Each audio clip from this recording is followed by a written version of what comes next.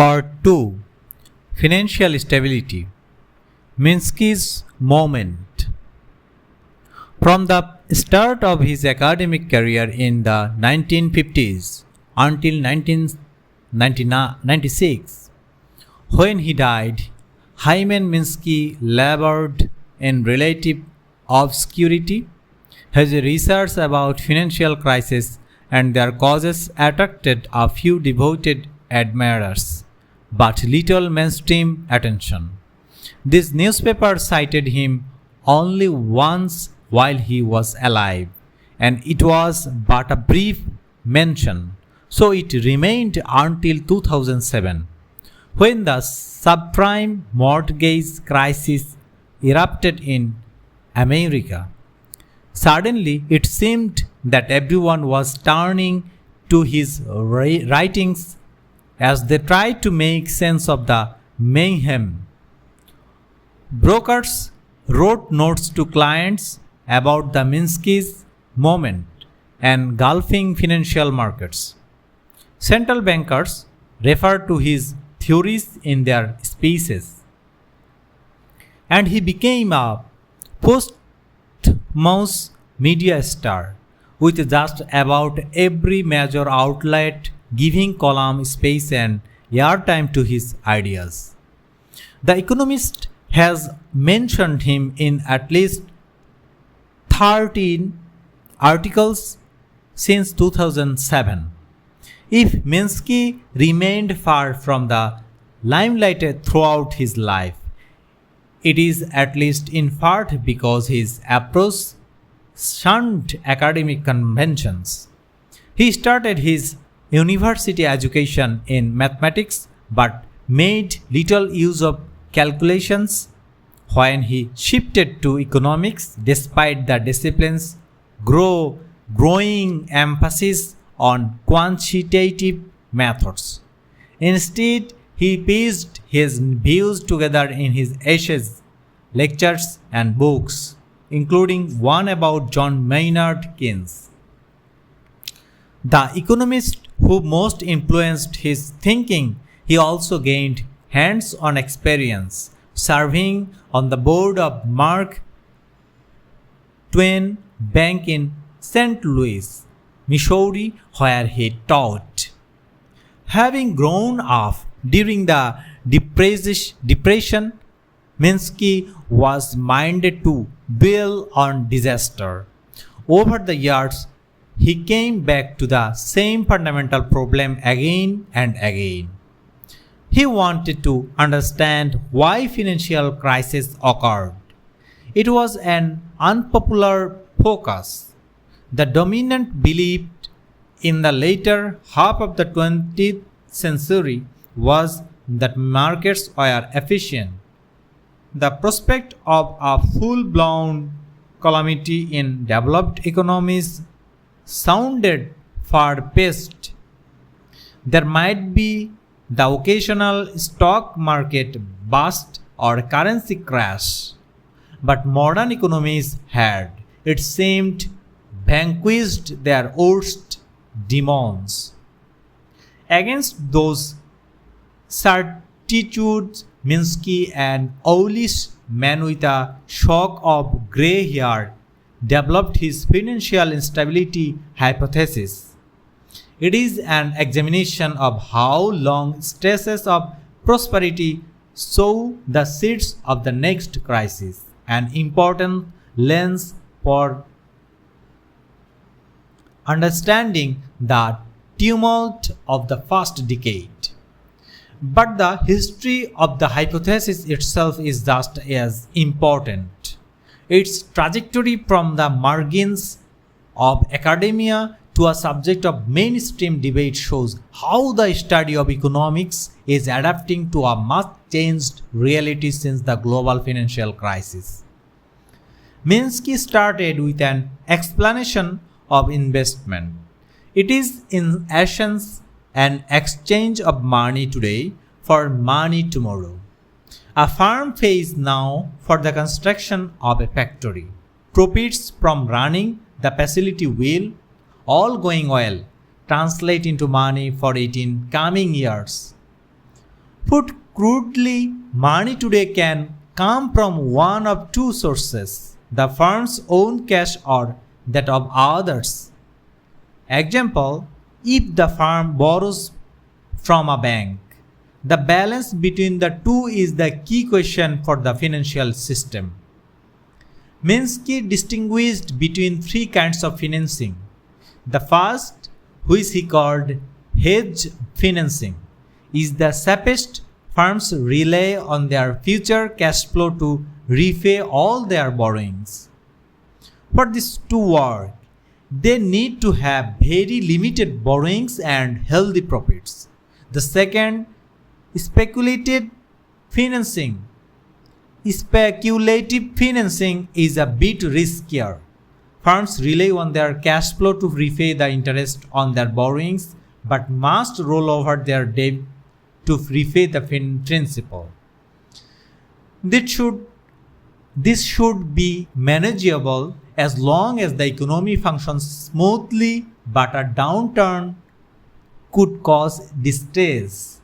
The third, Ponzi financing, is the most dangerous.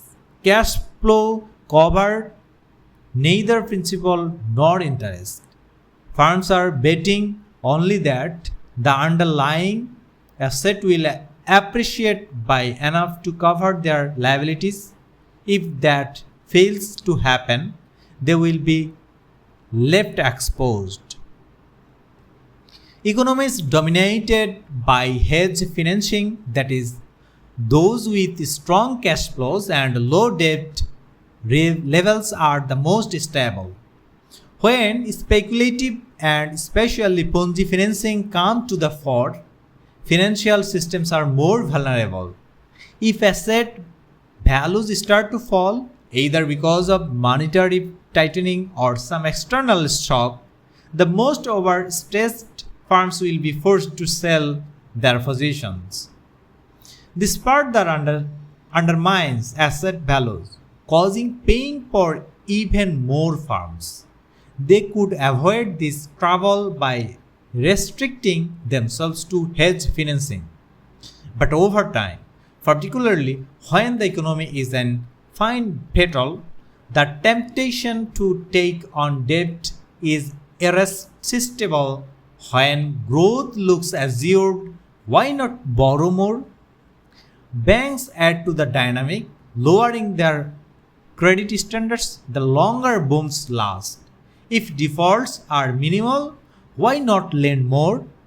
Minsky's conclusion was unsettling. Economic stability breeds instability. Periods of prosperity give way to financial fragility. With over-leveraged banks and non-money down mortgages still fresh in the mind after the global financial crisis, Minsky's insight might sound obvious. Of course, debt and finance matter.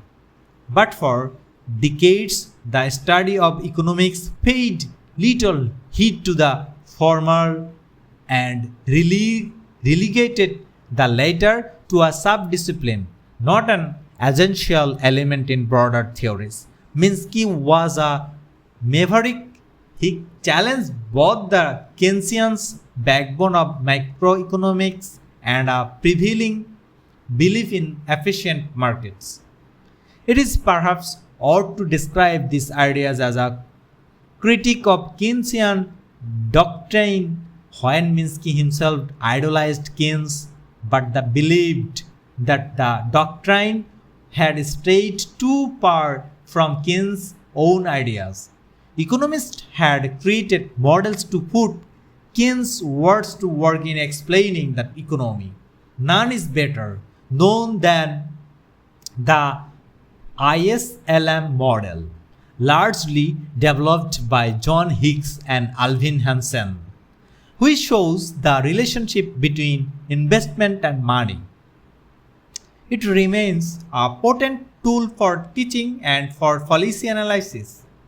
But Messrs. Hicks and Hansen largely left the financial sector out of the picture, even though Keynes was keenly aware of the importance of markets.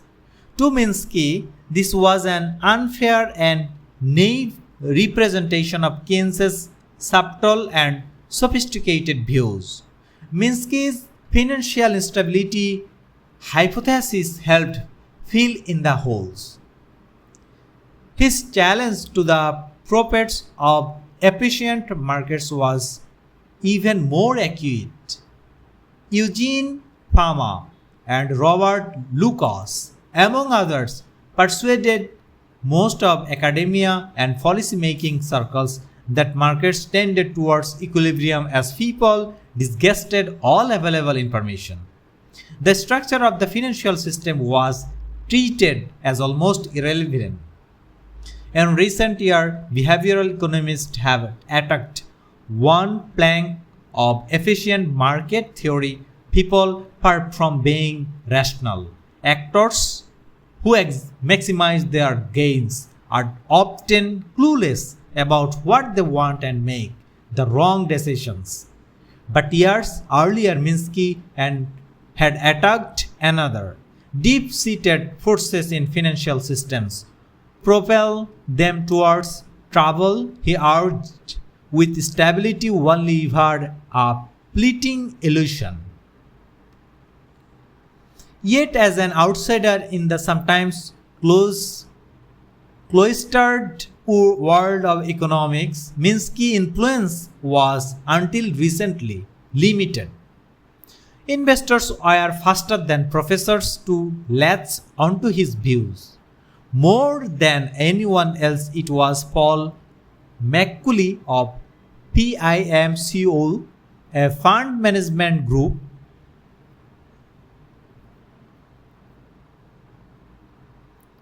who popularized his ideas. He coined the term Minsky moment to describe a situation when debt levels reach breaking point and asset prices across the board start plunging. Mr. McCulley initially used the term in explaining the Russian financial crisis of 1998. Since the global turmoil of 2008, it has become ubiquitous for investment analysts and fund managementers. A Minsky moment is now virtually synonymous with a financial crisis. Minsky's writing about debt and the dangers in financial innovation had the great virtue of according with experience. But this virtue also points to what some might see as a shortcoming. In trying to paint a more nuanced picture of the economy, he relinquished some of the potential of elegant models. That was fine as far as he was concerned. He argued that generalizable theories were bunkum. He wanted to explain specific situations, not economics in general. He saw the financial instability hypothesis as relevant to the case of advanced capitalist economies with deep, sophisticated markets. It was not meant to be relevant in all scenarios. These days, for example, it is fashionable to ask whether China is on the brink of a Minsky moment after its alarming debt growth of the past decade. Yet a country in transition from socialism to a market economy and with an immature financial system is not what Minsky had in mind. Shunning at the power of questions and models had its cost. It contributed to Minsky's isolation from mainstream theories. Economists did not entirely ignore debt, even if they studied it only sparingly. Some, such as Nobuhiro Kiyotaki and Ben Bernanke, who would later become chairman of the Federal Reserve, looked at how credit could amplify business cycles. Minsky's work might have complemented theirs, but they did not refer to it. It was as if it barely existed. Since Minsky's death, others have started to correct the oversight grafting his theories onto general models. The Levy Economics Institute of Bard College in New York, where he finished his career, has published work that incorporates his ideas in calculations. One Levy paper, published in 2000, developed a Minsky-inspired model linking investment and cash flow. A 2005 paper for the Bank for International Settlements, a forum for central banks, drew on Minsky in building a model of how people assess their assets after making losses. In 2010, Paul Krugman, a Nobel Prize winning economist who is best known these days as a New York Times columnist, co-authored a paper that included the concept of a Minsky moment to model the impact of deleveraging on the economy. Some researchers are also starting to test just how accurate Minsky's insights really were. A 2014 discussion paper for the Bank of Finland looked at debit to cash flow ratio, finding them to be a useful indicator of a systematic risk. Debtor's prism. Still, it would be a stretch to expect the financial instability hypothesis to become a new foundation for economic theory. Minsky's legacy has more to do with focusing on the right things than correctly structuring questionable, quantifiable models. It is enough to observe that debit and financial instability. His main preoccupations have become some of the principal topics of inquiry for economists today. A new version of the Handbook of Macroeconomics, an influential survey that was first published in 1999, is in the works. This time it will make linkage between finance and economic activity a major component, with at least 2 articles citing Minsky. As Mr. Krugman was quipped, "We are all Minskys now." Central bankers seem to agree. In a speech in 2009, before she became head of the Federal Reserve, Janet Yellen said Minsky's work had become required reading. In a 2013 speech made while he was governor of the Bank of England, Marvin King agreed with Minsky's view that stability in credit markets leads to exuberance and eventually to instability. Mark Carney, Lord King's successor, has referred to Minsky's moments on at least 2 occasions. Will the moment last? Minsky's own theory suggests it will eventually peter out. Economic growth is still shaky and the scars of the global financial crisis visible.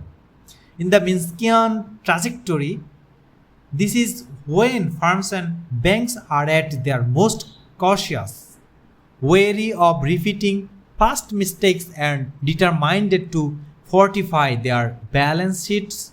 But in time, memories of the 2008 turmoil will dim. Firms will again race to expand, banks to fund them, and regulators to loosen constraints. The warnings of Minsky will fade away. The further we move on from the last crisis, the less we want to hear from those who see another one coming.